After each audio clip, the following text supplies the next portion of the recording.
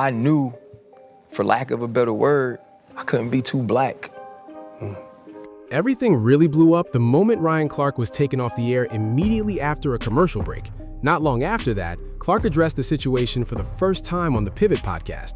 During that conversation, he openly criticized ESPN and even came close to accusing the network of racism. The way ESPN handled his departure quickly became one of the biggest talking points surrounding the story. Social media filled up with reactions as people picked sides and shared their opinions. Emanuel Acho was among the most vocal supporters of Clark throughout the backlash. He publicly defended Clark, inserted himself into the conversation, and criticized ESPN for the way the entire situation was handled. Executives are cowards. That is my reaction. Executives are cowards is cowardly. On NFL Live. NFL Live, a show that's for the last 2 years won back-to-back Emmy Awards for best daily sports show. And you're going to fire an anchor of that show? No, to me, it is cowardly to fire a man in the midst of him working for a show that he has built up to Emmy level and Emmy quality. The backlash didn't stop with fans, because people inside ESPN's NFL coverage started responding too. Several of them took aim at Emanuel Acho after he publicly defended Ryan Clark. They felt Acho was building up Clark while at the same time taking shots at the show as if it didn't matter. That response quickly turned the situation into an even bigger public debate between ESPN personalities.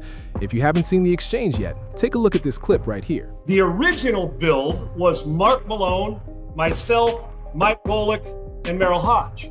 And not only did we built it, it went from NFL Tonight the first time, Right. Changed it to NFL Live. That shit was built long before it. All we did was heat up the seat for somebody else to come and fill it. Or should I say, try to fill it. NFL Live does a nice job when they're sticking to football and when they're talking sports. Does a nice job. And anytime, I'll put this out there, anytime you want to get me and then Mark Schlereth comes along, phenomenal. Add Darren Woodson and Eric Allen to it, phenomenal. Then Mark Malone's contract was up. He went, bring in Trey Wingo, phenomenal host. NFL Live was when you say built it, you're trying to tell me that it was, we didn't build the foundation on sand. We built that motherfucker on steel and concrete. That doesn't mean other people weren't good. It doesn't mean they're not good now, but built it? Your ass. Give me a break. Give me a break. It's not even, the comparison is almost embarrassing that I have to sit up here and do this. And you know I don't address this shit, Segs. I just don't, because this is comical, embarrassing, hyperbolic, bullshit. The situation even reached Stephen A. Smith, who eventually addressed everything himself. From what he said, it sounded like he had come to realize that his influence at ESPN wasn't as great as many people believed. Stephen A. basically admitted that he wished he could have done more to help, but made it clear that it wasn't within his power to change what happened. That response gave people the impression that despite his status at the network, there were limits to what he could actually control. And he's not somebody that I just loved working with. He's somebody that I love, period. That I will always be here for. In every way, shape, form imaginable that I can. I just wish that I could have been in enough of an influential or powerful position to prevent his exit from happening. The reaction to Ryan Clark's firing kept getting bigger, and then another layer was added once Stephen A. Smith finally addressed it. Stephen A. basically admitted he wished he could have done more, but made it clear he didn't have the authority to change what happened at ESPN. Looking at the way everything unfolded, it came across like Ryan Clark's dismissal also sent a message to Stephen A. Smith. It was almost like ESPN was making it clear that no matter how big his contract is or how influential he seems publicly, the company still controls the major decisions. The message, at least from that perspective, was that he doesn't run the network and isn't the one making personnel decisions. That timing also came after ESPN finalized its major NFL deal, with reports noting the company laid off on-air talent following the $3 billion NFL network agreement. Now, Ryan Clark has finally addressed everything on his own platform, the Pivot podcast. In his comments, he came close to accusing ESPN of racism and said he felt like he had to hold back parts of his black identity while working there. Let's check out exactly what Ryan Clark had to say. And if you're enjoying the video, make sure you hit that like button because it really helps support the channel, and I appreciate it. You know, man, like this show, for 3 years, bro, we never shied away from any topic. We never shied away from tackling anything. We did this year. Because I knew I couldn't have no beef. I knew I couldn't respond to disrespect, right? I knew, for lack of a better word, I couldn't be too black. What makes me sad is, even in trying to adjust to be at least more of what certain people wanted, they still fired me. When I go home, and this kid, you know, from the West Bank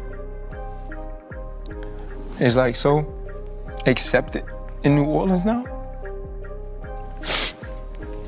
Like I wouldn't change that, you know, never. You know, like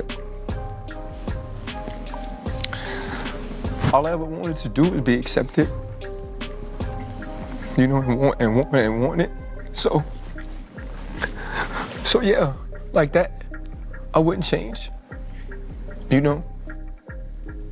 If you ask me, probably the first like Monday of football, when all my friends get to do something like we did, like super special together, yeah, I'd probably change it, you know? I'd probably work harder to like be who they wanted me to be, or... Ryan Clark's comments really centered on feeling like he had to suppress parts of himself at ESPN, especially his black identity, and in his view, that still ended with him being fired anyway.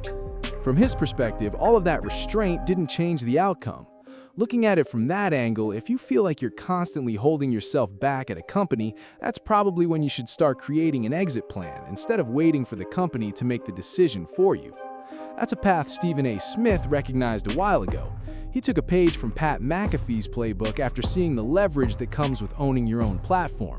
When Pat McAfee signed with ESPN and Stephen A. Smith realized McAfee was making more money at the time, it pushed him to start building something outside the network. That's when Stephen A. began making media appearances, including The Breakfast Club, while talking openly about preparing for his next contract negotiations. He started laying the foundation by launching his own podcast, and now that has grown into multiple podcasts. He also secured a deal with SiriusXM on the Mad Dog Sports Radio channel and launched his own production company. Because of all that, Stephen A. Smith built leverage that existed beyond ESPN, and that put him in a much stronger position when it came time to negotiate his new contract. Ryan Clark never really built that same level of independent leverage. Instead, he remained in a position where ESPN ultimately decided he was replaceable, and the company moved on. Now Clark is saying he spent that time holding back his black identity, and those are his words, not mine. Let me know what you think about the whole situation down in the comments. If you enjoyed the video, don't forget to like, subscribe, and I'll catch you guys in the next one. Peace.